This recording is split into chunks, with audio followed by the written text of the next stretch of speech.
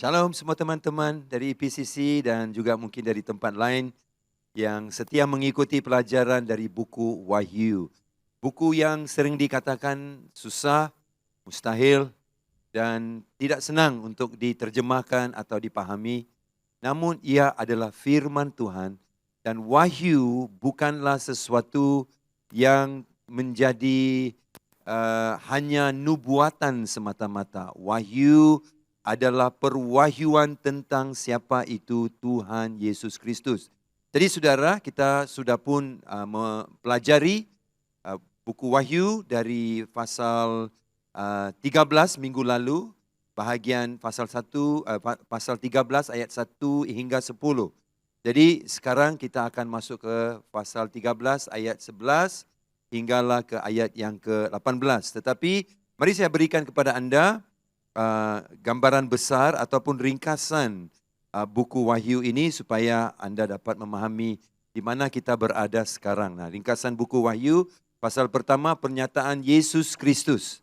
Itulah yang pertama, yaitu perwahyuan siapa dia. Ayat 2 dan 3 adalah tentang zaman kehidupan orang Kristian, yaitu gereja di dalam bumi ini ataupun church age ataupun zaman gereja. Kemudian kita melihat ayat 4, kita mengalami pengangkatan. Kemudian ayat 5, jemaat yang berada di surga. Ayat 6 hingga 18 adalah kesengsaraan besar yang melanda dunia. Dan kita sedang berada di dalam fasa ini ayat 6 hingga 18 dan kita berada di ayat 13. Yaitu kesengsaraan yang melanda di dunia. Ayat 19, kedatangan kedua kali Yesus ke bumi. Ayat 20 adalah pemerintahan Kristus selama 1000 tahun. Dan 21 dan 22 pasalnya adalah langit yang baru, bumi yang baru. Nah saudaraku, memandangkan kita sedang fokus ayat 6 hingga 18 dan hari ini kita dalam pasal yang ke-13. Jadi mari kita lihat, kenapakah penganiayaan besar terjadi di dalam dunia ini? Apakah 3 sebab kenapa terjadi siksaan besar di dalam bumi ini? 3 sebabnya untuk mengejutkan orang tidak percaya daripada sikap tidak percaya mereka. Kedua, untuk menyedarkan bangsa Israel supaya mereka kembali kepada rencana Allah yang sebenarnya. Dan menggenapi kerajaan Allah. Menggenapi berarti mencukupkan dan mengakhiri semua yang telah Allah mulakan akan pemerintahannya di bumi ini. Jadi mengejutkan, menyedarkan, menggenapi. Itulah sebabnya 3 sebab kenapa terjadi siksaan besar itu. Kemudian kita melihat murka Allah dinyatakan dalam 3 peristiwa. Murka Allah itu pasal 6 hingga pasal 18 adalah pernyataan murka Allah. Dan murka itu tidak hanya disebut sebagai murka, tapi ditunjukkan dalam 3 peristiwa penting. Yaitu 7 meterai yang dibuka, 7 sangkakala ditiup, 7 cawan ditumpahkan. 1 dibuka, 1 ditiup, 1 ditumpah. 7, 7, 7. Nah, macam mana kita tahu itu dan di mana kita lihat itu dalam buku Wahyu? 7 meterai atau 7 seals dalam bahasa Inggris. Setiap kali 1 meterai dibuka, 1 penghukuman, penghakiman, penyiksaan jatuh atas muka bumi. Itu kita boleh lihat 7 meterai itu Wahyu 6 hingga 8. Kemudian 7 sangkakala dilihat dalam Wahyu 8 hingga 11. Kita sudah selesai semua ini. Dan sekarang kita di Wahyu yang ke-13. Dan akan sampai tidak lama lagi Wahyu 15 dan 16. Di mana 7 mangkuk akan ataupun cawan, ada tempatnya dipanggil cawan atau mangkuk ditumpahkan di atas bumi.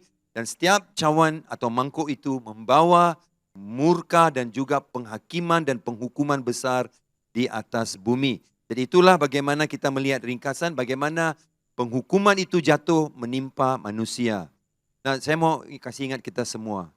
Sungguh pun saya sebut penghukuman, penghakiman Allah datang daripada Tuhan sendiri. Ingat saudaraku, dia adalah Tuhan yang baik. Saudara, dia sedang menggenapkan kerajaannya. Dan kerajaannya sudah datang dan akan datang. Berarti kerajaannya sedang bergerak ke arah pengakhirannya. Dalam proses itu, Allah melakukan banyak yang baik untuk menginsafkan, untuk memulai, untuk membawa manusia bertobat. Kita sudah belajar dalam pasal yang ke-11, saudara, bagaimana 10, 11, hanya sepertiga daripada pohon-pohon hancur. Sepertiga ikan-ikan, sepertiga kehidupan laut hancur. Sepertiga ekosistem dirosak. Kenapa sepertiga? Kenapa bukan semua? Itu sendiri membuktikan Allah menyedarkan manusia untuk kembali kepada Dia. Dan tidaklah kehendak Allah untuk menghancurkan semuanya. Dan kita berkata bahwa keinginan Allah bukan untuk menghancurkan semua, malah membawa semua untuk bertobat di dalamnya. Hari ini kita masuk ke Wahyu 13 bahagian kedua, yaitu dari ayat 11 hinggalah ayat yang ke-18. Dan kita akan melihat pelajaran tentang siapakah Nabi palsu itu dan tanda-tanda antikristus, yaitu 666. Banyak orang tahu tentang 666 ini. Tapi banyak orang tidak tahu siapakah yang akan memaksakan ini dalam hidup kita. Paksa kita ambil. Kalau tidak mau ambil nanti dibunuh. Jadi saudara, apakah ini? Orang yang tidak percaya, tidak baca Bible pun pernah menonton movie, pernah mendengar tentang tanda antikristus ini 666. Nah, siapakah yang akan membawa ini? Nabi palsu. Nah, minggu lalu kita belajar tentang antikristus. Kita tahu antikristus itu, E besar itu, abjad E besar. Antikristus adalah satu orang pribadi yang akan menguasai seluruh bumi ini. Satu orang pribadi yang akan menguasai seluruh bumi ini.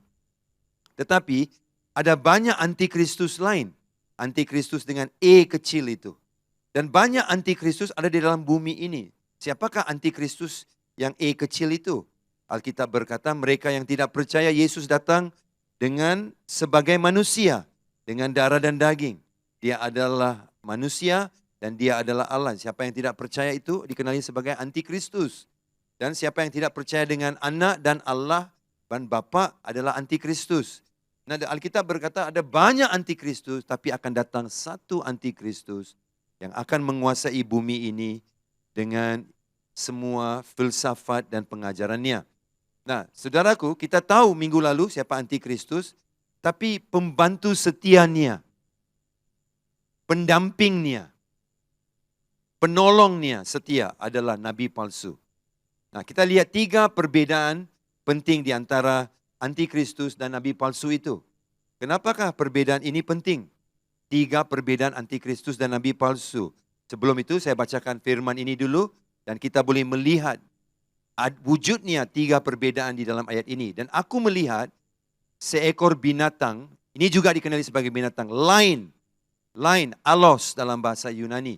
Alos, keluar dari dalam bumi dan bertanduk 2 sama seperti anak domba dan ia berbicara seperti naga. Ia berbicara seperti naga. Jadi saudara, apakah 3 yang menjadi penting? 3 hal yang menjadi penting tentang perbedaan di antara antikristus dan nabi palsu ini. Perbedaan pertama asal usul mereka. Ia berbeda kerana yang satu keluar dari laut, yang lain keluar daripada bumi. Siapa keluar dari laut? Minggu lalu kita belajar antikristus keluar dari laut. Laut itu apa? Laut itu adalah gambaran pemberontakan, penentangan terhadap Tuhan dan keinginan mau berontak dan bebas dari Tuhan. Dari lautan itu adalah gambaran itu. Dari situlah bangkit antikristus. Berarti orang itu ada di tengah-tengah kita yang sedang dididik, sedang diajar, sedang dipenuhi dengan sikap pemberontakan, menentang Allah, dia benci Allah. Dari situlah akan bangkit antikristus. Dia mesti memiliki ciri-ciri itu dulu loh, baru dia boleh memanifestasikan sikap itu dengan mutlak satu ketika nanti. Dan yang lain keluar dari bumi. Bumi adalah gambaran umum, orang ramai, umum. Jadi antikristus datang daripada laut dan yang keluar dari bumi. Kenapa dia mesti keluar dari bumi bukan dari laut? Nah, saudara ingatkah bahwa ketika Allah memilih imam besar di kalangan orang Israel, Allah tidak memilih Musa dan memilih Harun. Kenapa? Ada sebabnya. Nah, kebenaran di sini. Musa bangkit sebagai pemimpin Israel karena dia hidup dan tinggal di dalam istana. Dia paham pola pemikiran orang Mesir, pola pemikiran tentera, militer, cara dia berpikir, semua dia tahu. Cara pemikiran raja-raja. Tuhan perlu orang macam itu memimpin kan? Karena dia mau kasih keluar abdi. Egypt, Mesir, keluar dari Mesir. Mestilah Musa. Kenapa Musa bukan imam besar? Imam besar adalah pribadi yang mesti dari kalangan umum. Kenapa? Dia paham perasaan mereka. Dia juga boleh berurus perasaan mereka, bawa perasaan mereka kepada Tuhan. Musa tak boleh. Musa tinggal dan hidup di kerajaan, di istana. Dia tak paham perasaan orang biasa. Sebab itu seorang imam besar mesti lahir dari kalangan umum. Nabi palsu bangkit daripada kalangan pemberontakan, orang yang hidup dengan sistem bukan dunia, tetapi imam ataupun nabi palsu ini yang menunjukkan ciri-ciri keagamaan mesti lahir dari kalangan umum. Karena dia paham apa perasaan mereka, dia boleh tahu macam mana memanipulasikan. Kalaulah dia adalah orang macam itu, dia boleh juga menunjukkan sikapnya mau menghubungkan manusia dengan Allah. Nah saudara, kita lihat di sini. Asal usulnya lain. Pangkatnya berbeda. Berbeda kerana nabi palsu berada di bawah pemerintahan dan kepimpinan antikristus. Macam mana kita tahu? Nabi palsu menyebabkan seluruh bumi menyembah binatang pertama, yaitu antikristus. Wahyu 13:12. Penampilannya juga berbeda. Kenapa? Kerana nabi palsu berpenampilan ringan, lebih beda, lebih lembut sikit loh. Seperti seekor anak domba. Tapi suaranya macam naga. Nah, semua ini ada sebab saudara. Ada sebab. Nah, pertama kali saudara, kita melihat 3 perbedaan penting ini di dalam hidup antikristus dan nabi palsu. Nyata dan jelas sekali bagaimana mereka menampilkan diri. Nah, setelah mereka menampilkan diri, apa yang mereka lakukan adalah mereka membawa penyesatan daripada 2 binatang. Ingat, antikristus dikenali sebagai binatang, nabi palsu dikenali sebagai binatang, kerana itu adalah gambaran Alkitabiah tentang penguasaan dan pemerintahan. Kerana binatang selalu berkait dengan sesuatu kerajaan. Jadi mereka juga memerintah, menunjukkan mereka juga mengambil istilah yang sama, binatang. Dan mereka membawa tanda-tanda penyesatan. Ingat saudara, antikristus adalah kuasa politik. Nabi palsu adalah kuasa agama. Kalau kau pakai kuasa agama saja, orang takut kerana terlalu keras. Tapi kalau sedang antikristus datang dengan keras sebagai kuasa politik, tapi datanglah pendampingnya nabi palsu yang menggunakan agama untuk memikat hati masyarakat umum, senang kau boleh kontrol masyarakat. Politik dan agama adalah kombinasi yang sangat parah dan sangat berbahaya kalau disalahgunakan. Politik dan agama, kalau disalahgunakan, akan menjadi senjata yang parah. This recipe for disaster. Satu yang akan membawa kemusnahan di akhirnya. Nah, inilah yang dipakai oleh 2 binatang ini, saudara. Mereka akan menggunakan tanda-tanda penyesatan. Tanda-tanda yang nampak seperti benar, nampak seperti baik, nampak seperti berbaloi, nampak seperti sesuatu yang membawa keuntungan, nampak seperti sesuatu yang membawa berkat. Itu yang mereka pakai. Kalau hanya mereka pakai semuanya keras, tidak ada orang yang ikut mereka, tidak ada orang dengan rela menerima tanda 666 itulah saudara. Tapi mesti lembut loh. Mungkin antikristus pakai tanda keras, tapi nabi palsu pakai yang lembut-lembut. Pakailah ungkapan-ungkapan agamawi untuk menyesatkan mereka. Jadi, apakah tanda-tanda penyesatan yang mereka akan pakai untuk menyesatkan masyarakat umum sehingga mereka menjadi penyembah mereka dan membawa mereka ke dalam neraka, saudara. Tanda yang dan perlu kita tahu semua ini ya. Yang pertama adalah gambaran mereka. Gambaran mereka. Kita lihat, dan aku melihat seekor binatang yang lain keluar dari dalam bumi dan bertanduk bertanduk 2 sama seperti, fokus saya adalah perkataan seperti anak domba. Berarti dia adalah bukan anak domba, tapi seperti anak domba. Ingatkah ketika Yohanes berkata tentang Yesus dalam Yohanes 1:29, inilah anak Allah yang mengambil dosa manusia. Inilah anak Allah, domba Allah yang mengambil dosa manusia. Domba, inilah domba. Tetapi di sini dia menggunakan seperti domba. Kalau saya bilang, kamu ini seperti monyet. Kau bukan monyet lah. Kau hanya macam ada gaya-gaya monyet. Tapi bukan monyet lah kau ni. Sama bah ini, dia seperti singa. Ya, seperti anak domba. Bukankah iblis disebut melakukan sikap yang sama? Seperti, kita baca dalam 1 Petrus 5:8. Sadarlah dan berjaga-jagalah. Lawanmu si iblis berjalan keliling sama seperti singa yang mengaum-ngaum dan mencari orang yang dapat ditelannya. Nah, itu dia. 1 Petrus 5:8. Iblis mau telan, tapi cara dia mau telan adalah dia menunjukkan sikapnya seperti dia bukan singa. Alkitab berkata hanya ada satu singa. Singa dari suku kaum Yahuda, yaitu Yesus Kristus. Dia suka ambil sesuatu gambaran yang nampak macam Yesus.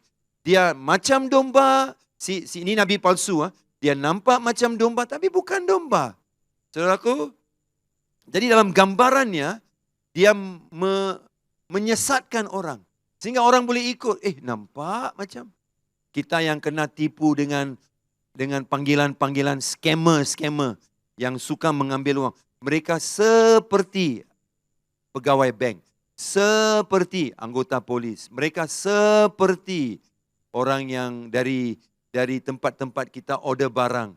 Mereka berlakon seperti, mereka bukan polis sebenar, mereka bukan anggota pegawai bank sebenar, mereka bukan pekerja sebenar dari Shopee, tapi mereka berlagak seperti, sehingga uang kita hilang. Itu yang si nabi palsu ini akan lakukan, seperti gambarannya.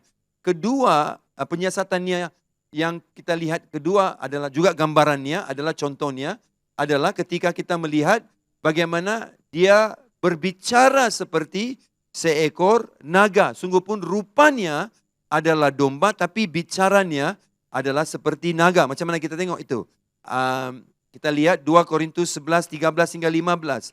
Sebab orang-orang itu adalah rasul-rasul palsu, pekerja-pekerja curang yang menyamar sebagai rasul-rasul Kristus.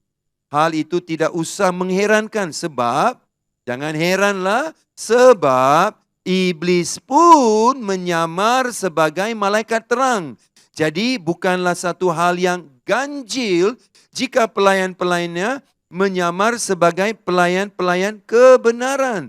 2 Korintus 11, 13 hingga 15. Saudara kekasih, Alkitab dengan jelas mengatakan kepada kita bahwa penyamaran, gambaran seperti domba, saudara, seperti singa, tetapi bukan singa, itu adalah modus operandi ataupun cara operasi iblis yang salah dan tidak betul. Kenapa dia mesti tunjuk gambar-gambar ini? Karena ini cara dia menyesatkan orang. Jadi Alkitab berkata, apalagi iblis sendiri menyamar sebagai malaikat terang. Sehingga banyak orang ikut. Kalau dia tunjuk sebagai siapa iblis, mungkinlah garang, ngeri, menakutkan. Dan ada orang ikut dia lah, saudara. Tapi dia menjelma sebagai malaikat terang. Sebab itu, apa yang kita dengar dari internet, pengajaran Alkitab, kononnya, pengajar firman kononnya, saudara, ajaran-ajaran yang sering kali dipetik daripada firman Tuhan, tetapi diputar belitkan, dipesongkan dengan niat untuk membawa kita mempercayai sesuatu yang untuk memenuhi agenda pribadi tersebut sehingga kita disesatkan. Hati-hati apa kau dengar di dalam internet itu. Hati-hati apa yang kau baca dan lihat di dalam TikTok itu. Apa yang kau baca di Facebook itu. Kerana itu tidak semestinya benar.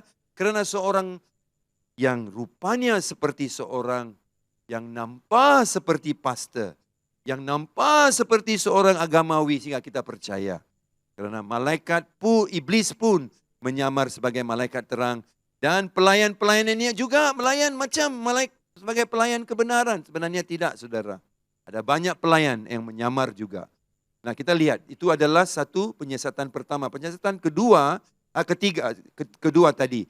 Satu adalah gambaran, yaitu menjadi seperti domba. Keduanya, saudaraku, adalah penyesatan dalam, dia nampak macam domba tapi suaranya macam iblis. Berarti, saudara, naga itu adalah iblis. Berarti apa, saudara? Dia punya cara, pola pemikiran, ideologinya, filsafatnya, pegangan hidupnya, negatif, jahat. Tapi di luar, nampak macam domba. Ikut dia, kerana dia nampak macam domba. Tetapi saudaraku, suaranya macam naga. Pernah tengok seekor kucing, kecil, cantik anak kucing itu. Tiba-tiba dia buka mulut, mengaum macam singa, lari bakau itu. Tapi si nabi palsu ini tidak tunjuk suaranya. Tapi filsafatnya tersembunyi. Dia tunjuk pelan-pelan, saudaraku. Hati-hati. Itulah, saudaraku, yang terjadi. Kita melihat figur gambaran. Yang kedua, yaitu gambarannya seperti seekor naga. Nah, kemudian saudaraku, tanda penyesatan yang ketiga, kita lihat luka dan penyembahan. Luka dan penyembahan, Wahyu 13, 12 dan 14. Kenapa ini penting, Pastor? Saya tunjuk, sangat penting. Sangat penting. Yohanes 20:20 berkata, dan sesudah berkata demikian, ia menunjukkan tangannya dan lambungnya kepada mereka. Kedua tempat ini ada luka, di mana Yesus ditombak, Yesus dipaku.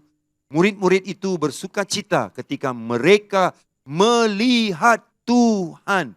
Tuhan ada lambungnya, tangannya luka.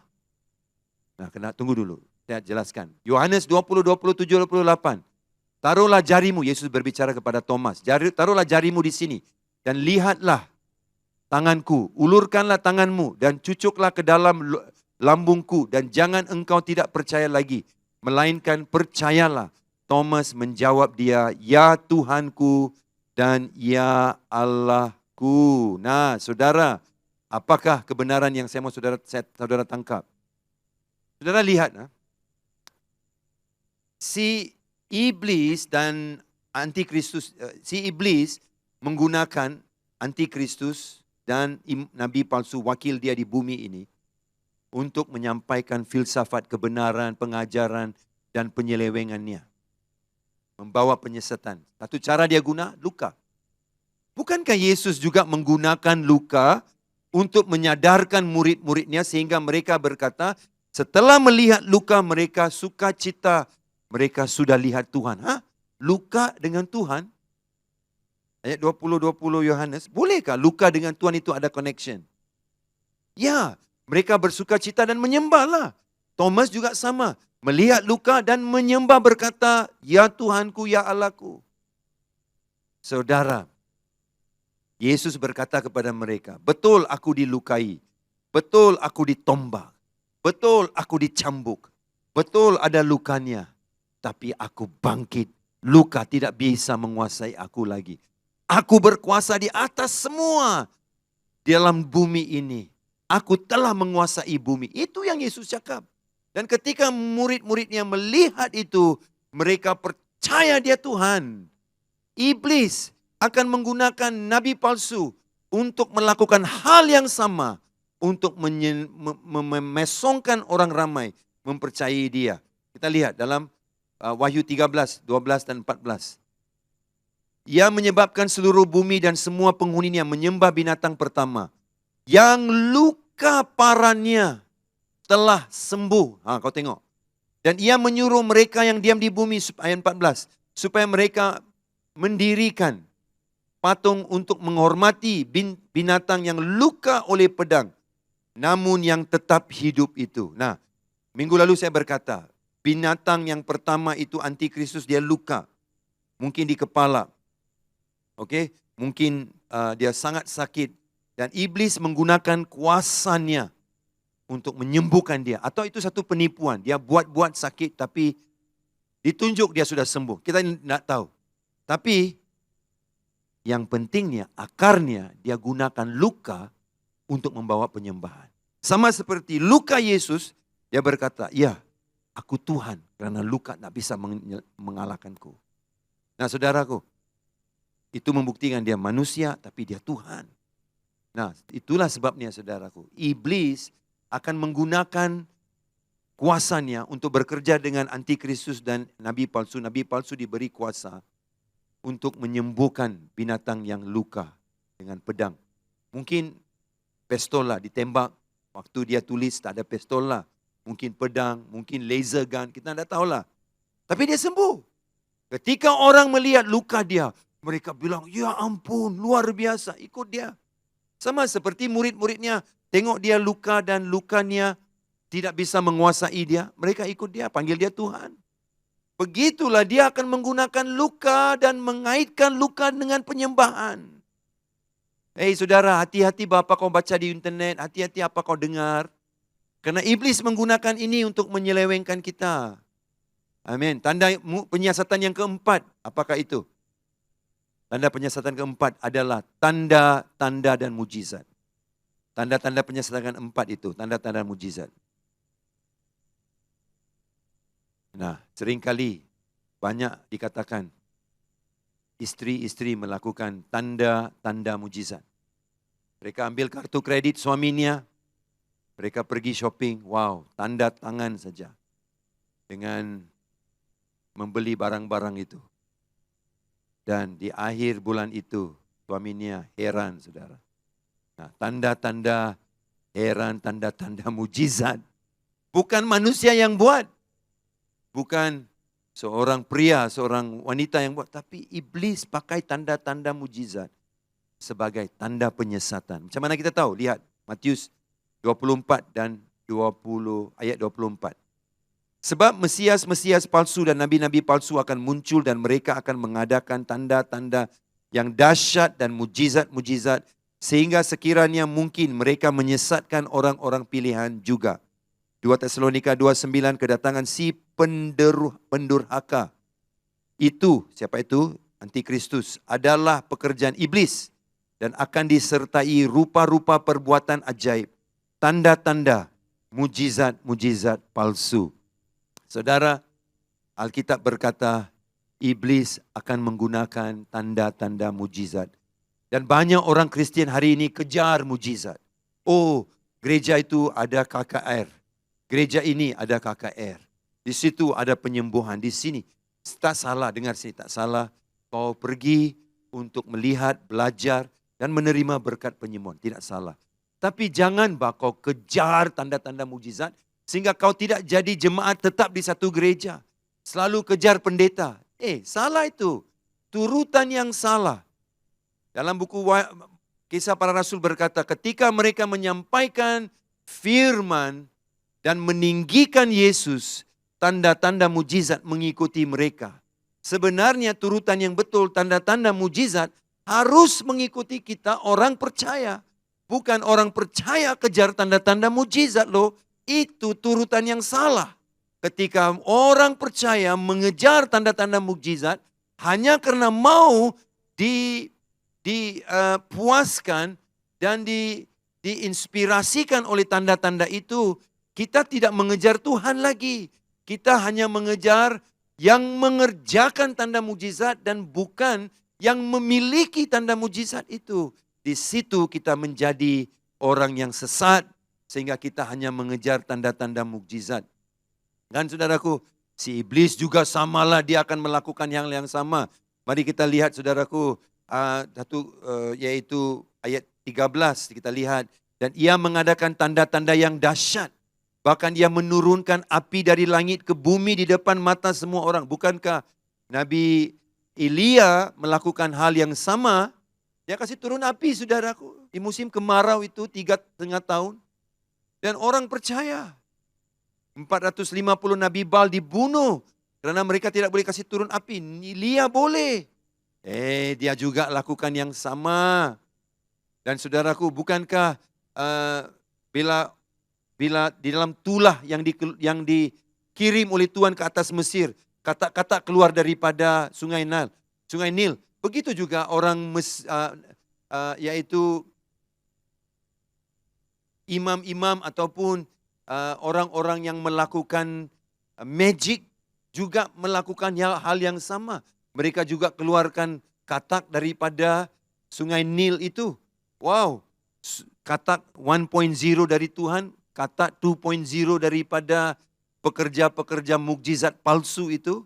Nah, mereka adalah nabi-nabi palsu. Mengerjakan perkara yang sama tetapi bukan sebenarnya daripada Tuhan. Jadi saudaraku, kita boleh lihat sama ada dia tulah, sama ada dia adalah sesuatu pekerjaan mujizat seperti api. Nabi palsu pun boleh buat.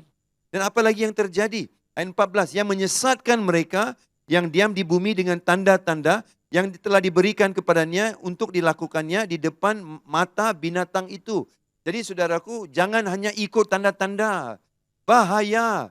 Kerana ia dipakai oleh si iblis untuk menyesatkan kita. Jadi saudaraku, kejar Yesus. Tanda-tanda mujizat akan ikut saudara. Kejar Yesus. Karena dialah yang pemilik. Daripada nialah sumber datang segala mujizat. Jangan hanya kejar yang melakukan mujizat. Hingga saudara lupa sumber mujizat itu Yesus Kristus sebenarnya. Jadi saudara, hati-hati. Dia suka menggunakan ini. Sama saudaraku. Dia akan menggunakan tanda-tanda di dalam dunia ini. Tanda-tanda yang baik tahu.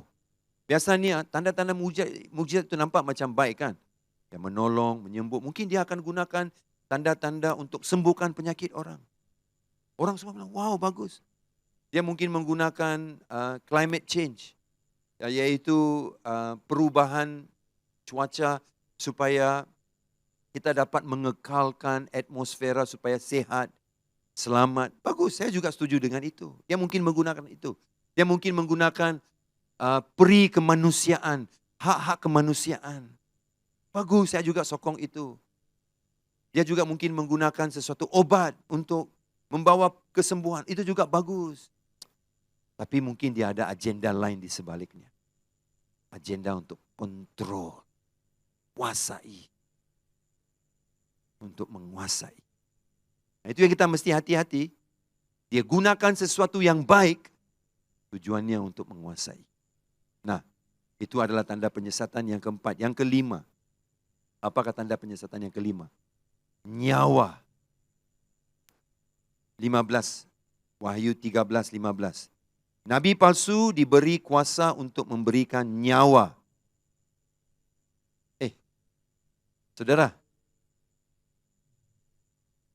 Iblis tidak ada kuasa untuk memberi nyawa ataupun kehidupan. Yesus dalam Yohanes 10:10 berkata begini. Aku datang supaya mereka mempunyai hidup dan mempunyainya dalam segala kelimpahan. Itu sebab hanya kehidupan datang dari Yesus, bukan daripada iblis.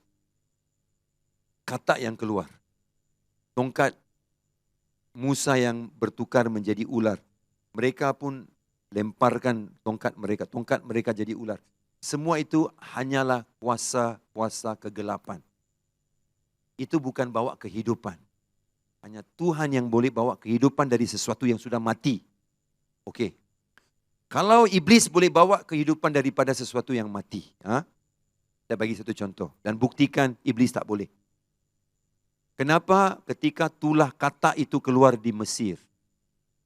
Katak itu juga dikeluarkan oleh nabi-nabi palsu mereka. Keesokan hari, bila Musa bertanya dengan Firaun, bila kamu mau semua katak ini hilang? Dia bilang, besok.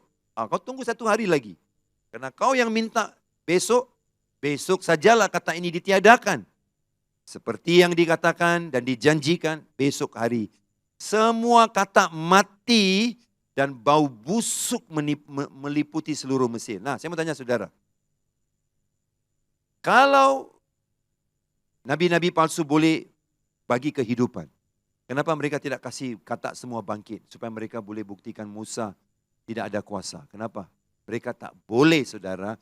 Sebab iblis tidak ada kuasa kehidupan.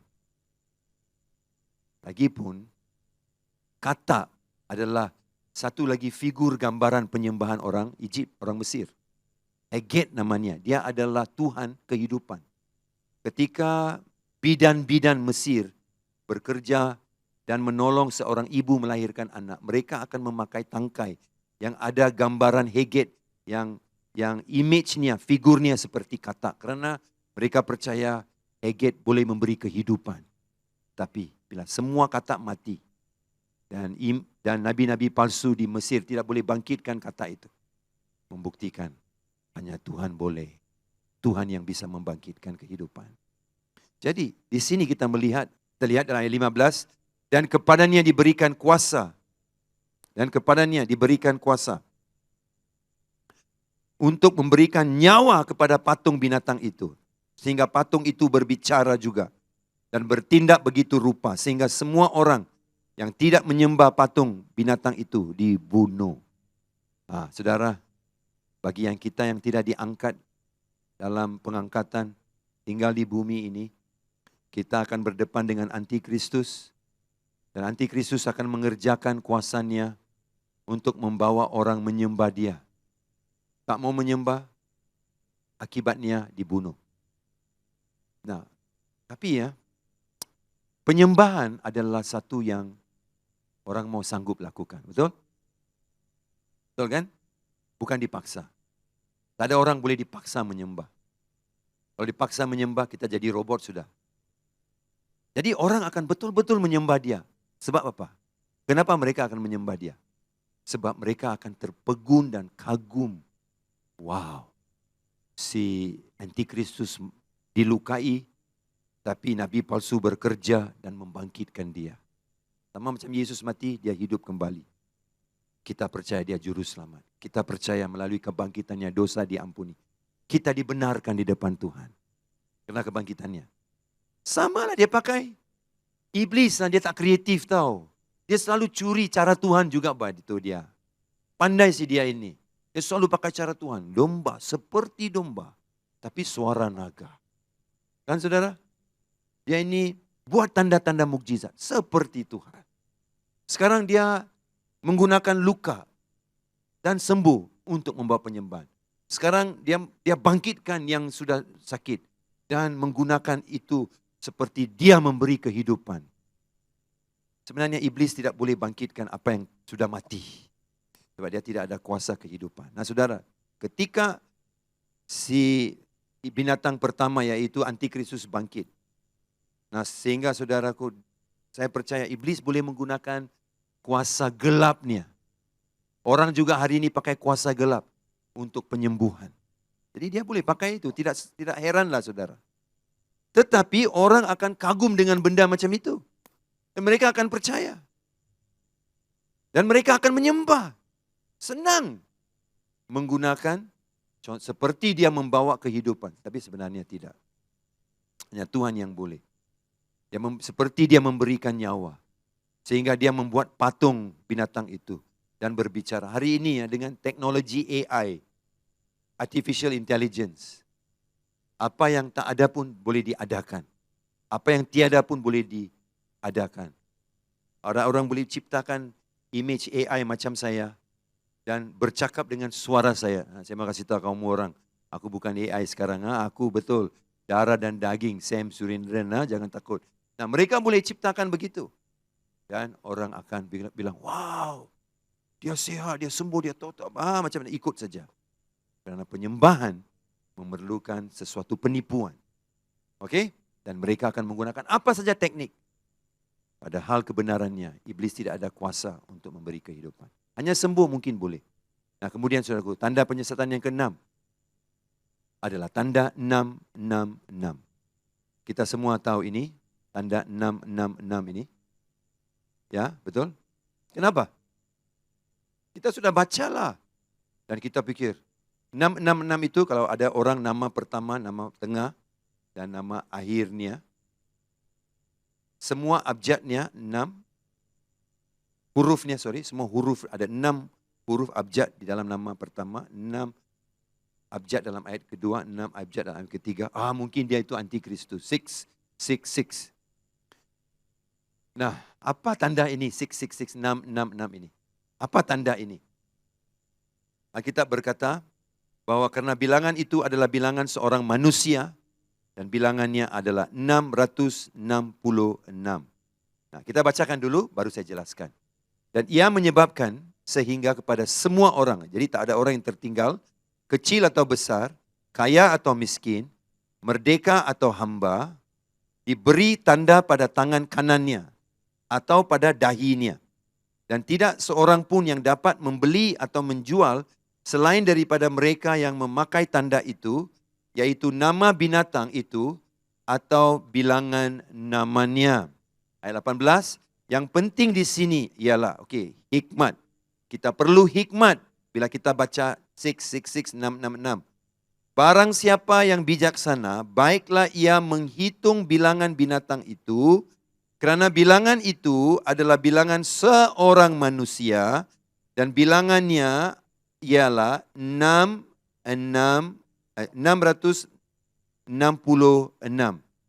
Bilangan itu adalah bilangan seorang manusia. Nah, saudara, sekarang mari kita belajar. Apakah tujuannya Nabi palsu akan menggunakan angka 66 ini atau 666 ini? Apakah sebabnya? Sebab utamanya adalah tanda penyembahan. Sama macam orang Kristian, kita ada salib kan. Nah, salib kita, mungkin salib yang kita orang Protestan biasanya, kita ada salib yang tidak ada Yesus masih disalib di sana karena kita percaya dia sudah bangkit. Tapi ada salib di mana Yesus masih tergantung di salib. Sebagai mengingati bahwa inilah yang dilakukan oleh juru selamat mereka untuk mereka. Tapi salib itu menjadi peringatan, puasa, kebenaran, kemenangan, dan asosiasi. Identifikasi kita kepada kepercayaan iman kita dengan Yesus. Jadi bila saya melihat salib, saya ada tanda hormat. Sebagai tanda penyembahan, bukan kita menyembah salib itu, sebagai tanda penyembahan kepada dia yang telah mati di sana. Jadi saudara, tujuan utama dia menggunakan tanda itu, 666 itu, adalah untuk penyembahan. Nah, ayat 17 berkata dalam firman tadi itu, dan tidak seorang pun yang dapat membeli atau menjual selain daripada mereka yang memakai tanda itu, yaitu nama binatang atau bilangan namanya. Jadi bila orang mendengar bilangan namanya, mereka hitung-hitung nama beberapa pribadi terkenal, Mikhail Gorbachev, yaitu presiden di Rusia, Ronald Reagan, presiden Amerika Syarikat, Barack Obama, Donald Trump, Bill Gates, Elon Musk, macam-macam lah saudara. Semua orang-orang ini dikaitkan kerana bilangan namanya itu 666. Nah, tetapi 6 adalah gambaran, 6 adalah figur manusia. Tuhan menciptakan bumi 7 hari. 7 hari adalah angka kegenapan. Bila Allah memberkati bumi, 7. Bila tulah dicurahkan, 7 mangkok, 7 sangkakala, 7 meterai. Sama 7. 7 dipakai 54 kali, hampir 54 kali dalam buku Wahyu saja. 7 adalah penggenapan. 7 dikaitkan dengan Tuhan. 6 adalah manusia. Manusia diciptakan hari yang ke-6. Jadi, bila kita dikatakan akan dipaksa mengambil tanda ataupun orang yang menyembah dia dengan rela mengambil angka 666 itu, saudara, ia adalah filsafat, ideologi, pemahaman, kepercayaan, dan sistem manusia, bukan sistem Tuhan. Untuk mengontrol dunia dengan sistem ini, perlu ada orang-orang yang pegang dengan atau mengambil tanda itu. Jadi tanda 6 itu adalah tanda manusia, sistem manusia, filsafat manusia, ideologi manusia. Dan saudaraku, agama buatan manusia, kerajaan dan sistem kepimpinan semuanya manusia. Hari ini kita melihat itu sudah ada dengan jelas di dalam dunia kita. Semuanya manusia. Orang yang menggugurkan anak di negara barat lah. Di sana undang-undang membenarkan mereka gugurkan anak. Dan mereka berkata, oh ini adalah keistimewaan kesehatan saya. Tapi pengguguran dan membunuh. Tapi mereka menggunakan istilah keistimewaan kesehatan saya. Kau tengok ini sistem kesehatan dunia. Jadi saudara, ada juga dari segi ekonomi. Di sini dikatakan tidak boleh membeli menjual kecuali ada tanda itu. Jadi manusia berkata, sistem dunia berkata, jangan pakai wang lagi, ringgit, dolar, rupiah, pesos, jangan pakai lagi. Merepotkan, membebankanlah, kau bawa dia pergi mana-mana saudara. Pakai saja kartu, pakai saja e-wallet. Senang kan, dalam phone semua ada. Alipay, ya, ada Sarawak Pay, macam-macam. Ya saudara, jadi bayar tempat parkir pun pakai app juga. Semua pakai app. Dan lama-lama kartu kredit dan phone juga susah. Kami menolong kamu, mempermudahkan proses perbelanjaan, ekonomi, semua dalam satu tanda yang ditaruh di tangan atau di dahi. Mungkinkah ia satu tanda secara fizikal? Mungkin. Mungkinkah ia satu tanda yang tersembunyi? Juga mungkin. Yang pentingnya, ia adalah satu tanda yang boleh dilihat atau satu tanda yang boleh dikesan. Berarti kamu berjalan saja, dia boleh kesan kamu. Menggunakan sistem-sistem tertentu untuk boleh kesan bahwa kamu ada tanda itu atau tidak. Zaman Yohanes menulis ini, dia tidak tahu tentang semua sistem baru hari ini. Hari ini saudara bawa kereta saudara RFID, bawa saja pun dia boleh baca saudara ada RFID itu. Sungguh pun dari jauh mata kasar tidak boleh nampak itu. Tapi dia boleh kesan RFID saudara itu. Samalah saudara. Mungkin dia diselitkan dalam daging, dalam kulit kita. Supaya senang kita pergi mana-mana, kita tidak perlu bawa apa-apa lagi. Semua perbelanjaan, beli tiket ke pesawat, perlu ada tanda itu. Saudaraku, pergi ke restoran, mesti ada tanda itu. Bayar mesti hanya pakai satu sistem saja. Minggu lalu Suzy dengan saya berada di satu tempat untuk pelayanan. Ini di Malaysia, 2 kali kami pakai wang ringgit. Mereka cakap, sorry kami tidak terima ringgit. Pakai touch and go. Pakai e-wallet. Wow, saya terkejut. Dia tidak mau terima wang. Saya beri, wang tidak mau. Dia bilang, sorry kami tak boleh ambil wang. Wow, ini sudah terjadi. Sistem ekonomi manusia. Jadi 666 itu adalah sistem manusia. 6 adalah angka manusia. Manusia diciptakan hari yang ke-6. Jadi 6 itu akan menjadi satu angka manusia, sistem manusia, filsafat manusia, ideologi manusia, pemerintahan manusia, bukan lagi Tuhan. Hari ini kita ada pernikahan daripada seks yang sama. Dan mereka berkata, ini pilihan kami. Inilah bagaimana Tuhan ciptakan kami. Dan di beberapa negara di dunia, ini dibenarkan, ini sah dari segi perundangan. Ini sistem dunia. Dan bila kita berkata, ini bukan sistem Tuhan. Dia bilang, apa Tuhan? Tuhan sudah tidak relevan lagi lah. Tuhan tidak masuk akal. Ini yang mereka cakap. Kenapa? Ini sistem manusia. Dan sistem itu akan ada tanda. Jangan pergi cari tanda apa itu. Siapakah orang? Jangan cari. Senang saja saya bagi tahu you. Itu sistem manusia. Selagi itu sistem manusia, itu adalah sistem 666, saudara.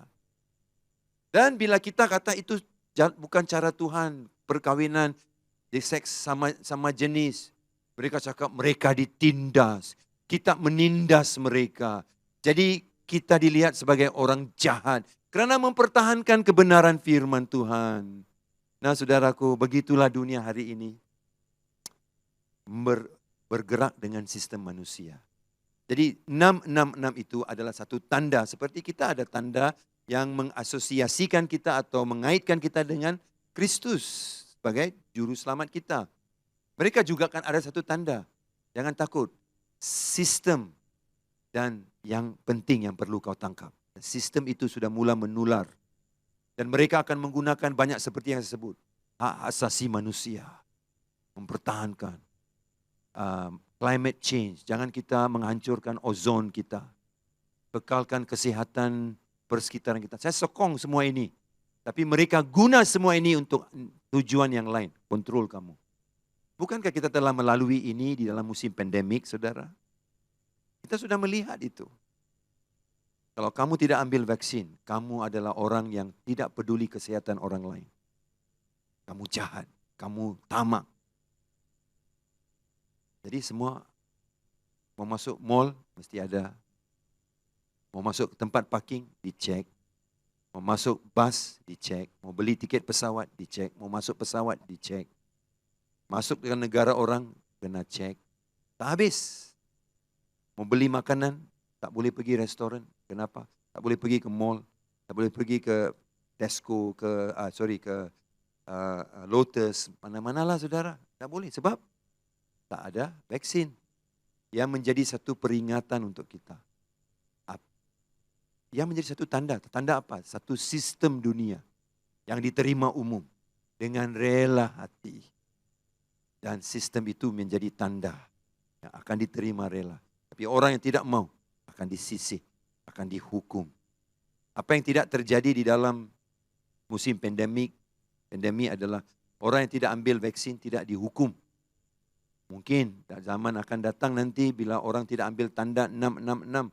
Mereka dibunuh, mereka dihancurkan. Apakah tujuan utama 666 ini? Bukan ekonomi. Bukan ekonomi, tapi kontrol. Kontrol dari segi apa? Menyembah. Karena kalau kau menyembah, kau boleh ikut dengan senang. Semua ekonomi, pelajaran, pendidikan, semua akan ikut. Karena kau rela menyembah, menerima sistem itu. So, tujuan utama tanda itu ada di dalam hidup kita, dalam badan kita. Adalah untuk membuktikan kita menyembah, kita menerima. Dan semua sistem sekolah, ekonomi, kesihatan, pendidikan, dan keagamaan, semua akan ikut secara otomatis. Karena kita sudah rela dan tunduk pada sistem itu. Dan pengambilan tanda itu adalah next level, adalah prioritas kedua penting. Yang penting kita menyembah. So, kalau saudara tahu sistem-sistem dunia itu dulu. Yang tanda-tandanya akan diikuti dan akan ditetapkan dan dimestikan sebagai orang yang percaya, tunduk, menyembah, menghormati sistem dunia, sistem manusia. Jadi saudaraku, itulah 666 itu. Saya berdoa saudara diberkati dan saudara bertumbuh. Dan saya harap saudara akan terus belajar, jangan tinggal. Kalau saudara miss satu pelajaran, saudara boleh tangkap pelajaran itu di masa yang lain. Dan saudara boleh ikut karena ia di dalam live stream YouTube. Ya, Tuhan Yesus memberkati, saya berdoa. Bapak berkati jemaat yang tercinta, yang dikasihi Tuhan. Teguh, kuatkan dan jadikan kami penyembah-penyembah benar. Di akhir zaman menyembah Allah Juru Selamat kami Yesus Kristus. Dan kami doakan Tuhan supaya kami mengerti semua kelicikan sistem dunia yang punya matlamat yang baik. Tapi mungkin satu hari disalahguna. Kami berdoa kami akan bangkit dan mengerti apa itu kebenaran. Dalam Yohanes 17:17 firman-Mu berkata, Engkaulah dan firman Allah adalah kebenaran. Saya berdoa biar anak-anak Tuhan didasari di dalam kebenaran itu. Dan bukan hanya mengikut satu gambaran, mengikut satu tanda, dan mengikuti mujizat. Dan Tuhan, satu sistem yang merosakkan kami. Lindungi kami daripada penyesatan iblis. Saya berdoa di akhir zaman ini, di dalam nama Tuhan Yesus Kristus. Amin. Shalom dan Tuhan Yesus memberkati.